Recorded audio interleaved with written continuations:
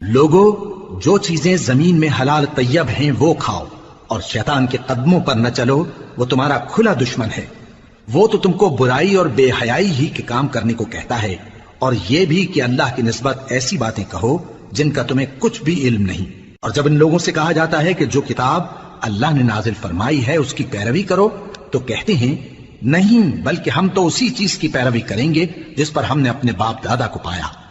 بھلا اگرچہ ان کے باپ دادا نہ کچھ سمجھتے ہوں اور نہ سیدھے راستے پر ہوں، تب بھی وہ انہی کی تقلید کیے جائیں گے۔